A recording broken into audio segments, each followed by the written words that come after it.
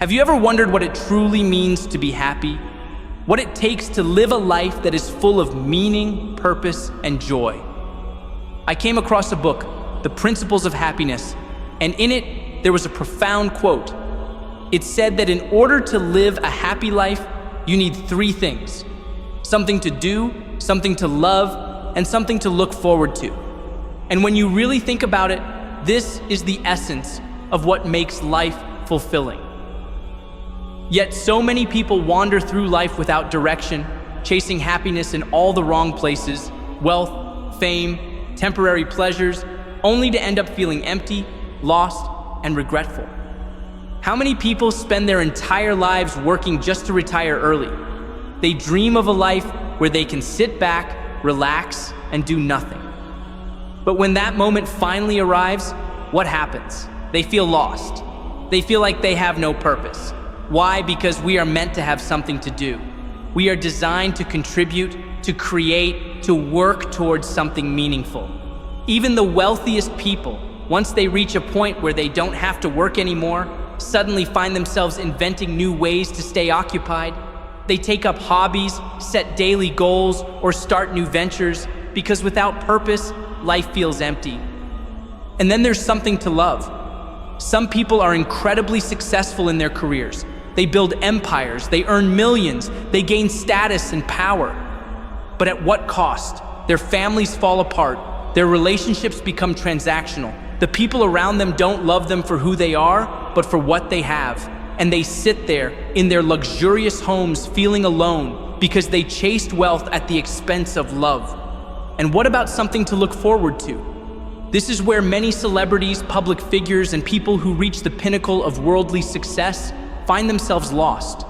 They've achieved everything they set out to do.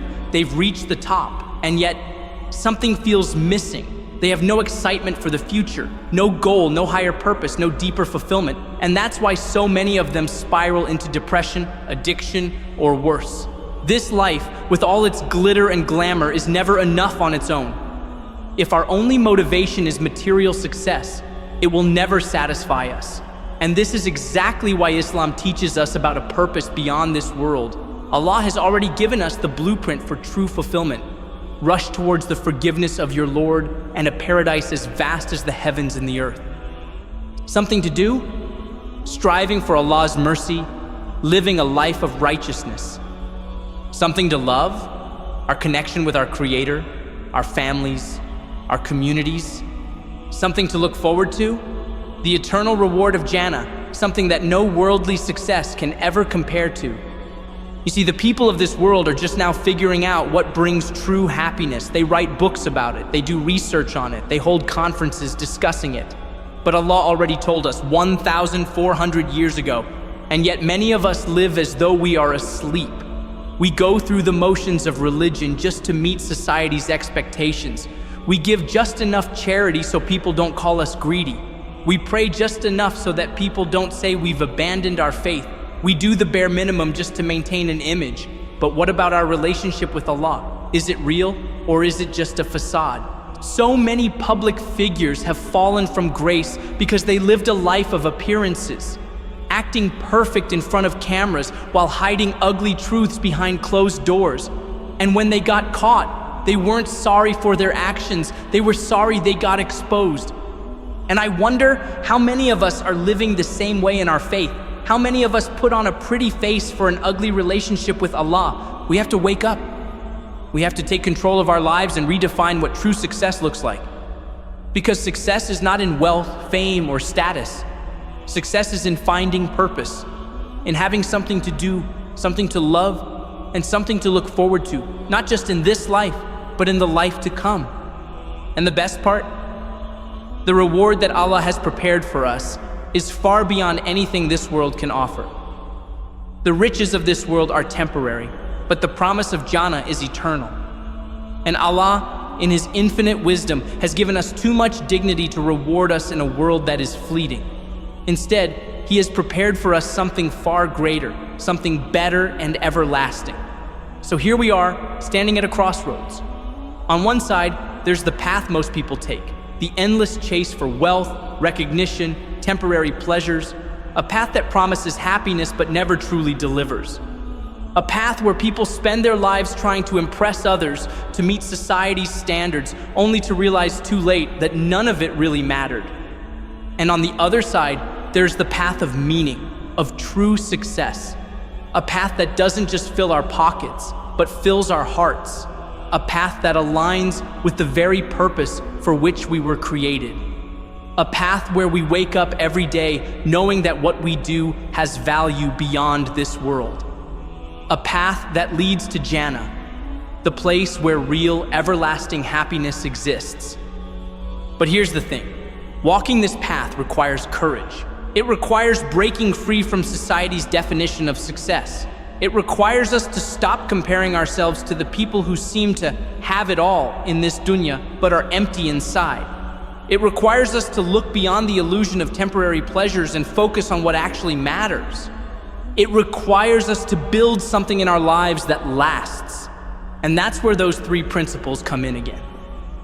Something to do, something to love, something to look forward to.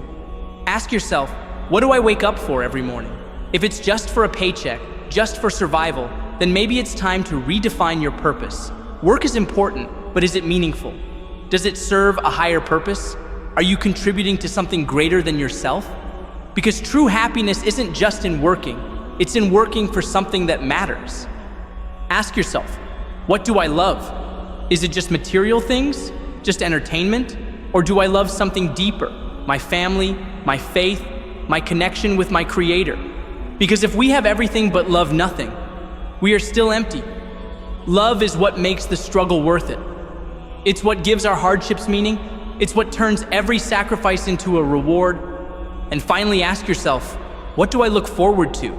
Is it just the next paycheck, the next vacation, the next big achievement? Or am I looking forward to something eternal? Because if my future stops at the limits of this world, then what hope do I really have? Jannah is waiting for those who live with purpose. Jannah is for those who understand that this world is just a journey, not a destination. Jannah is for those who refuse to get lost in the illusion of temporary success.